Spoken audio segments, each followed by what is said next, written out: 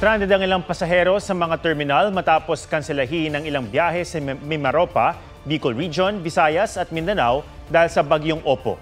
Live mula sa PITX, may report si Jamie Santos. Jamie?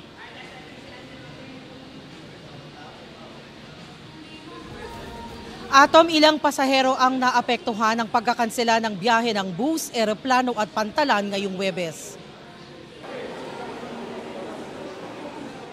Kanselado ang 10 biyahe patungong San Jose sa Mindoro, kaya tiis-tiis muna ang ilang pasaherong inabutan namin sa PITX.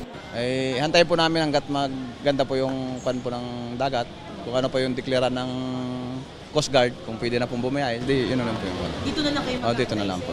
Nag-leave pa naman sa trabaho ang isang pasahero pero lahat ng biyahe pa Mindoro ay kanselado.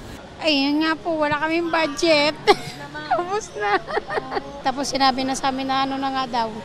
Stranded na talaga. Walang biyahe. Maghintay na lang po.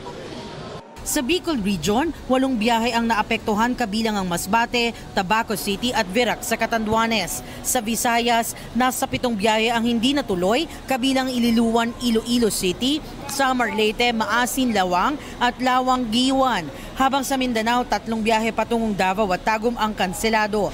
Ayon naman sa Civil Aviation Authority of the Philippines, kanselado rin ang 4 na flight ng Philippine Airlines, ang Cebu-Catarman at pabalik at ang Manila-Calbayog at pabalik.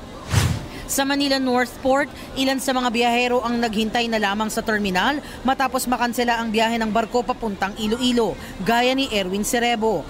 Nagpapasalamat siya dahil namigay ng food pack ang pamunuan ng Northport at DSWD. Actually sir, di pa alam kung ano talaga yung plano kasi tulad nito masama yung panahon. Alangan naman babalik pa kami sa pinanggalingan. Kaya layo pa. And then may mga gamit pa kaming dala. Si Christine Talion na patungo ring Iloilo sa terminal din maghihintay. Kasi masyadong magastos pag pabalik-balik.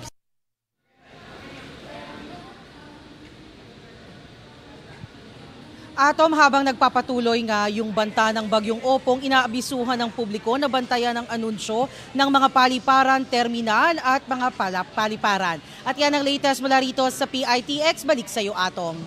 Maraming salamat, Jamie Santos.